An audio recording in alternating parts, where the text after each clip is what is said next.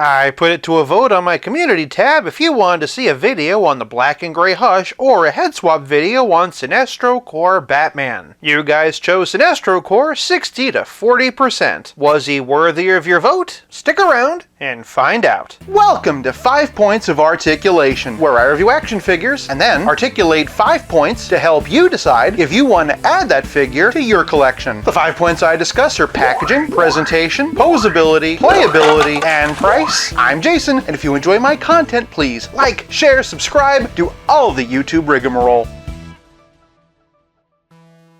Starting off with the packaging, and nothing really special to see here. Gold label in the corner, Batman Sinestro Corps on the side, UPC for those who want it, DC Universe Infinite QR code for those who want that, and some Sinestro Corps Batman comic art on the back. I do really wish that they would go back to crediting where the artwork comes from, but it is pretty fun. And for packaging, Sinestro Corps Batman gets 1 whole point.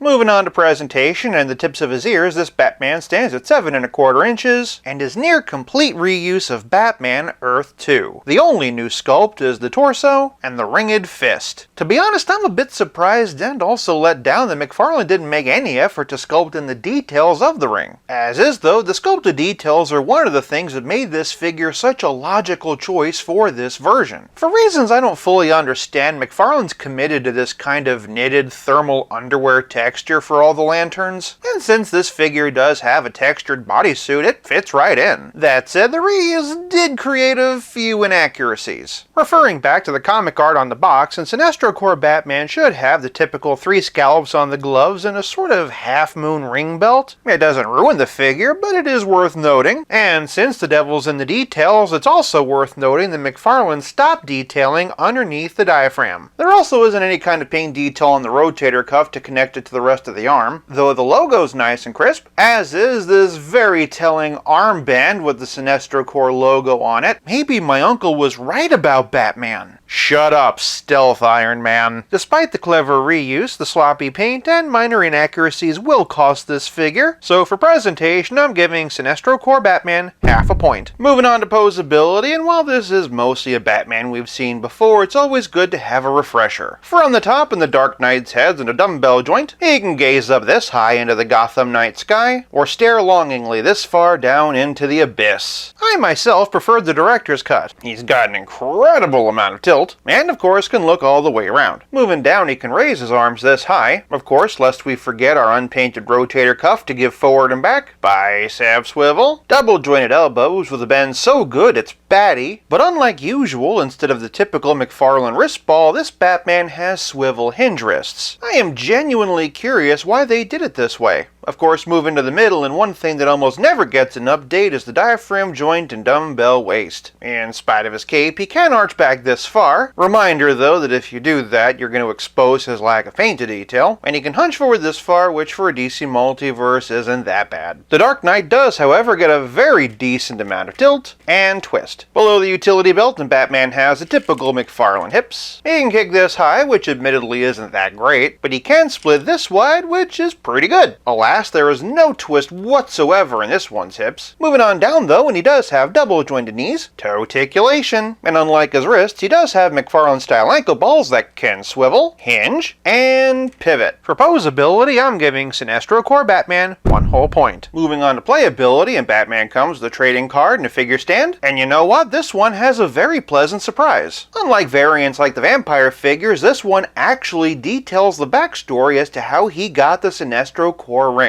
This is an attention to detail I've been really wanting in the trading cards, and it's very much appreciated. Sinestro Corps Batman also includes an energy construct of this bat, octopus, dragon, demon thing. It's just reuse of the construct that came with Dawnbreaker, but that's fine. For one thing, I'm just happy he came with literally anything. For another thing, it's been so long that Dawnbreaker came out, I think it's fine for a refresh. And also, it's just really cool. Again, it's a bat coming out of a tentacle with more bats coming out of that. It kind of reminds me of those mini ghosts that used to come with the real Ghostbusters. But playability is more than trading cards and really cool reused accessories. It's also about how well your figure plays with others. Focusing primarily on my Lantern collection, and here we have the DC Essentials version of Hal, here's the NECA version of Hal, and DC Multiverse. That brings us to the Endless Winter John Stewart, and a couple of different versions of my favorite Green Lantern, Kyle Rayner. For another time, the Dark Knight was depicted as a lantern, and here we have Dawnbreaker, and then for a couple of Cape Crusaders whose heads I can't swap, and here we have the Battle Damaged, 3 Jokers, and the blue and gray version of Hush. For the rest of the Justice League, and here we have Hush and Action Comics 1000 versions of Superman, as well as the combo I like so much. That said, since I know this is a popular Batman to customize into Batfleck, here we have Cavill, and the Shazam version of Wonder Woman. Rounding out the league, and here we have the Flashpoint version of the Flash, and the Endless Winter Aquaman. That said, for a couple of large-scale Green Lantern characters, and here we have Atrocitus, and the Blackest Night Necron Megafig. For a relative scale comparison, here's Sinestro Corps Batman with Pete Spidey and the Spectacular Spider-Man, and as always, here he is with Stealth Iron Man. Of course, I know most of you are here for head swaps, but I'm going to do something a bit different this time. I'm guessing that with a few very important exceptions, most of you probably don't really care how other heads look on this body. So to squeeze more swaps into this video, I'm going to primarily focus on how this head looks on others. Also, since Sinestro Corps Batman's primarily a repaint of Earth 2 Batman, I'm not going to bother swapping these. Kicking things off is McFarlane's first Batman, Detective Comics 1000. I don't think anyone's ever liked the head that came with this figure, so it's not surprising what a step up this is. The colors don't match, but the proportion's good, and to be honest, this wouldn't be a half-bad standard Batman. Next, and here we have the Grim Knight. While the Grim Knight head is by no means terrible, this is definitely an improvement. It's harsher and more angular, and as opposed to the original figure, has a whole forehead. For one of my favorite DC Multiverse Batmans, and here we have Arkham Knight, since the Earth 2 Batman figure was based on Arkham Knight, this actually does fit pretty well. The head's small, but not that much smaller than the head that came with it. Really, it just gives more of a comic book look. Moving on, and here's Dark Knight's Death Metal. The artwork might be the artwork, but I maintain that longer ears make way more sense for this version. With the word metal literally in the name, you gotta have those big, scary, pointy ears. It definitely cuts a way more menacing silhouette. For a relatively small Batman, and here's DC Rebirth, the peg's a bit loose, but it does fit pretty well, and to be honest, this is one of the better heads I've seen on this body. If you wanted to go for this look, it would definitely work. For one of my favorites to swap with, and here we have Future's End. Honestly, head swaps with this body never disappoint. The proportions are great and it sits at a perfect height. I would love to see this translated into an actual costume. This is a swap I love so much I just had to see how it looked the other way around. Not surprisingly, I love it. Similar in height to Rebirth is Page Punchers. As much as I like the Page Punchers head, I actually like this combination better. To my eye, this just feels way more cinematic. I'm also pretty impressed with how good the proportions are considering how much smaller the Page Punchers Batman is. For another Page Punchers, and this one's based on Injustice 2. Although both of them are based off of different video games, both of them are Kevin Conroy, so as far as I'm concerned this works. And honestly, I do prefer this mask to the one in Injustice 2. Little bit of paint and I think you'd really have something. Next up, and here's the very popular Arkham City. This figure is a lot of y'all's favorite Batman, but I'm gonna be honest, I think this head's better. The shorter face just feels more proportionate and, to me anyway, feels more like Batman. Next up, and here we have Nightfall. I'm really happy with the Nightfall head on this body as a blue and gray Batman. That said, I think if you wanted to make this a black and gray Batman, this head would be really cool. Similar to the Nightfall, but just a bit edgier. Moving over to some movies, and here's Ben Affleck's stunt double from The Flash. You'll need to do something about the pegs because this one is so loose it won't even click into place, and I'd be a liar if I said it wasn't a bit on the small side. But I'd also be a liar if I said that almost any head looks better on this body than the one that came with it. On the subject of The Flash, and here's that version of Michael Keaton. This is a huge improvement to the head that came with it. I really appreciate the thicker neck. Somehow it looks more like the movie than the actual movie. As long as we're talking about Michael Keaton, here's the 1989 version from the Batman movie 6-pack. Although it sits a bit high, it seems almost better proportioned than the Keaton head. Leastways the neck and the mask are closer. Obviously it doesn't look like Keaton, but it does put me in mind of old Kenner figures. And lastly, the 6-pack version of Batfleck. First impressions, and there's a lot of potential here, but you're definitely going to need a longer peg. Otherwise, with some paint, a new logo, and a new bell, this really does look like a great base body for Ben Affleck's Batman. The head swap potential for this figure is amazing. amazing, but even without that, for playability, I'm giving this Batman 1 whole point. This leaves us with nothing left to discuss but the price. Sinestro Corps Batman's a Target exclusive, and if you can find him in stores, he retails for $22.99. He's been out for a few months now, so he could be hard to find, but if you can, he's definitely worth it just for the head swaps alone. For price, I'm giving Sinestro Corps Batman 1 whole point for a grand total of 4.5 out of 5.